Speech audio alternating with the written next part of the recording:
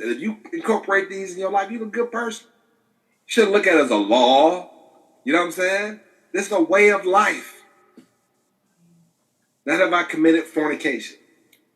A lot of people look at fornication. I'm gonna do a presentation on that, on fornication. And a lot of people think it's like man and woman having sex, but God created man and woman to have sex and replenish them. So it can't be that. So if you can have extramarital affairs, you out of marriage, you have it not an extramarital affair, but if you have two individuals that's not married and they come together and they're not in other relationships, that can't be fornication because that goes against God's direction when he created man and woman to go forth and replenish the earth. So that can't be in fornication.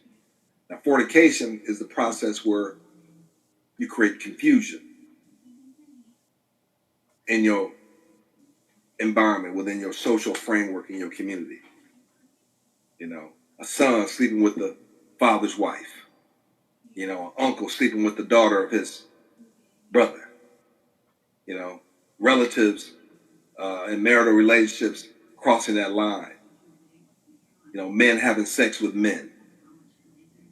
You know, I don't say nothing about women having sex with women and men having sex. That's fornication. That's fornication.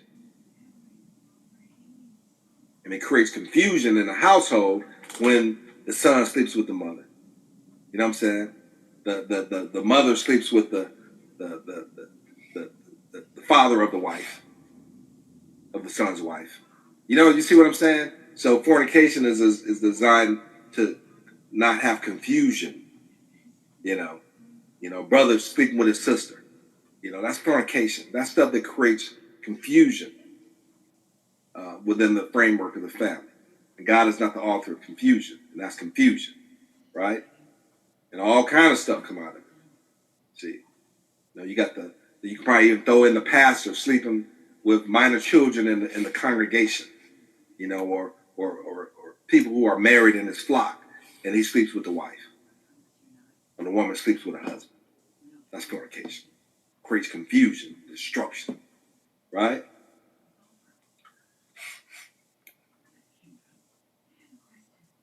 Not have I caused shedding of tears. You put it in your own framework. Not have I caused the shedding of tears. Not have I dealt deceitfully, dishonestly. We got that going on in our community. As long as I eat and feed my family, I don't care what happens to you. See, remember, life is just a short time frame that we're here. And the thing about it is that now you know sometimes when you're sitting back and you all of a sudden things that happened years and years ago that you thought you had forgot flashes in your head. Could you imagine your whole life flashing before your eyes? And these categories start being populated. And the pain and the anguish and the hell that you're going to feel at that moment in time. And you got to go back and get it right. Or whatever happens. But if you're prepared, if you stay ready, you ain't got to get ready. And these are concrete examples of what a spiritual life is all about. Right? You walking outside and you know your neighbor ain't gonna try to murder you, or somebody gonna do a drive-by. You can be at peace. You know your kids gonna go to school, they're gonna come back because nobody's gonna harm them. That's at peace. That's spiritual. The essence of God. Right? It says, not have I dealt deceitfully, not have I transgressed. Right? Look those words up. Transgressed. Not have I transgressed. Done that which one should not have done. Right? We transgress against the word all the time. So this covers it up. This is like circling the wagon. Not have I acted guilefully. Right? Guilefully. Now in the New Testament, Paul admits when he introduced the New Testament to the people, to the Gentiles, that he acted guilefully. Right? That's in 2 Corinthians 12. But be it so, I did not burden you. Nevertheless, being crafty, I caught you with guile. Remember, I mentioned earlier, he had to add some stuff to it. So the people, this Gentile, because they were a different type of people. they couldn't live up to the law of the Israelites. So they talk about circumcision and stuff like that. No, that's just only one little part of it that they couldn't do, which will, a short period of time, you be healed, no big deal, right? Unless you're a man, a grown person getting circumcised, that's pretty difficult, right? Or a young lad who's starting to feel himself, that could be a difficult time. That's why they normally do it when the child is born, right? It's healthier, it's cleaner, you know, stop cancer of that organ, you know, because some people don't know how to clean it properly. A lot of women don't like that, you know what I'm saying? But it was done, you know, it makes perfect sense, right? Not have I acted guilefully. Paul admits that he acted guilefully. He did it. He acted deceitfully. Not have I dealt deceitfully. Guilefully means deceitfully. The thing about it is that it's in writing. A lot of that stuff's in writing, but people they don't have the ability to think and process that information because they listen to what somebody else is telling them. Not have I laid waste the plowed land. Right? Somebody doing the work and trying to do it, you pulling the crab in the barrel syndrome. People have done everything they do to build themselves up, and then some knucklehead come by and pull them down and destroy the hard work that they put in. Not have I been an eavesdropper. You know what that's about, listening to other people's comments so you can be a gossiper. Right? Cut that out. And then these 42 admonitions go at the heart of a lot of things that you just need to stop. That's repentance. Changing your heart and changing your ways. That's repentance. Not what comes out of your mouth. Because what comes out of your mouth is not a reflection of the way you conduct yourself in your life. It's meaningless.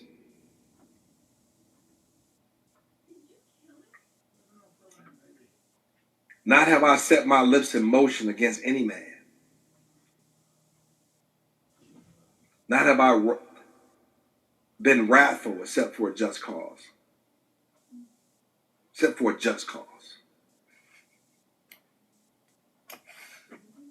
So me being wrathful and talking in the way I'm talking is a just cause. It's a just cause. Because we have lost our mind. Sometimes because you're surrounded with people who lost their mind. Not have I defiled the wife of any man.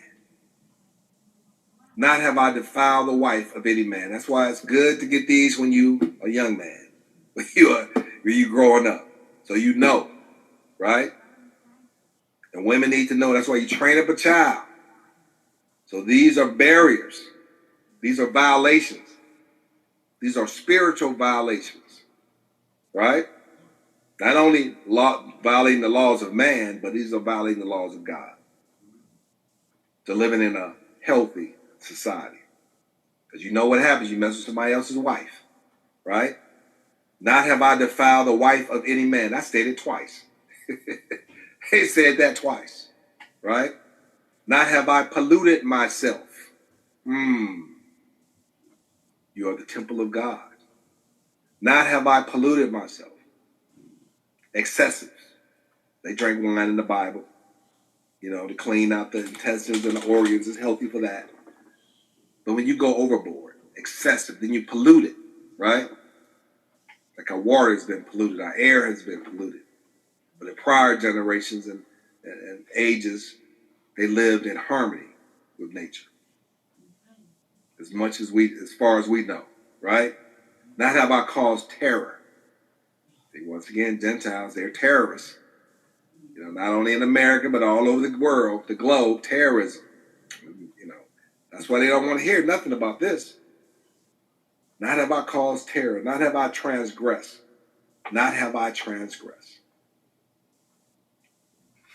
Can't be a backslider against admonitions. Not doctrine, man-made doctrine in churches and stuff like that. They create their own laws. We're not talking about that. You don't need that if you follow these 42 admonitions of mine. Then you can work in the church environment in a more peaceful, loving fashion.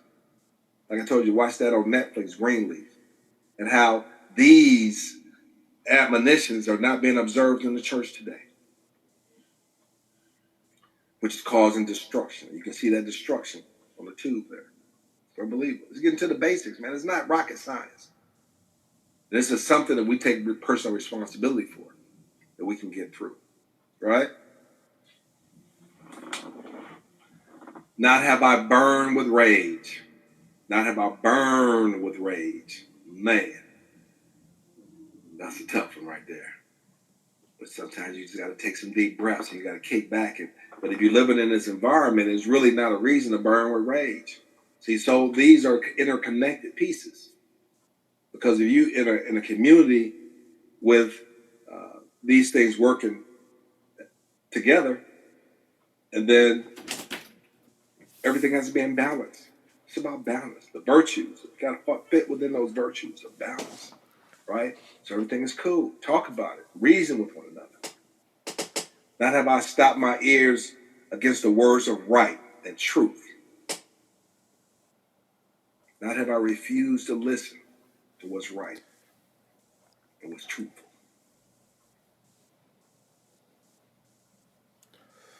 Even though we don't want to hear it.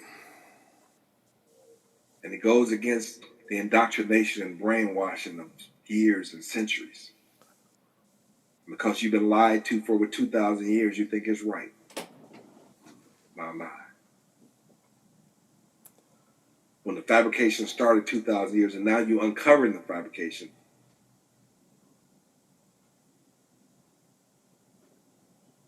you don't want to not believe the fabrication when facts dictate otherwise. Not have I worked grief. It's number 27. Not have I worked grief. Not have I acted with insolence. See, these things keep you from getting into a fight and disturbing the balance of harmony. Could you imagine living in a culture and a society where people operated their life according to these virtues? 29. Not have I stirred up strife. Not have I judged hastily. Not have I been an eavesdropper. Not have I multiplied words exceedingly. Not have I multiplied words exceedingly. Not have I done harm. You might be saying, man, you walk multiplying words exceedingly right now. But it's in truth. Spirit of truth and balance. So we can get our people out of their wicked ways. Right? Not have I done harm or ill. Not have I cursed the king. Time frame type stuff, right? Not have I cursed the king. You know, does that apply to presidents as well? Right? But these are suppositions that the king and the government are working for the good of the people, not for themselves. That may include the pastor too, but you know, when wickedness it's hard when you have wickedness in high places, right? Not have I fouled the water. Not have I spoken scornfully. Not have I cursed the living God. Not have I stolen. Not have I defrauded the offerings of God. Not have I plundered the offerings of God. Not have I taken the food of the infant. And not have I slaughtered the people of God. Shooting back and forth. Shooting, neighborhood violence. Slaughtering the people of God. Yeah, people of God killing people of God.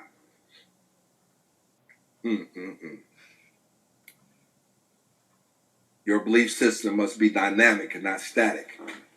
Yeshua told us to do greater things, not lesser. At the Temple of Inner Peace and Prosperity, you'll be taught how to live a more fulfilled life, which will prepare you for the journey which will follow. Each of our lives should be a testament to God's glory. So let me ask you, what shall you do with your life? After all, you have free will, right? You have free will to serve the Most High. So you decide. Develop your talents and use your blessed life to help others. Develop your talent. Be the best person that you can be. That's what the 30-day life plan is all about. Create a roadmap so you can be the best person that you can be. So, anyway, get through this portion. It took a little longer than I thought in order to get to the meat of the matter. But it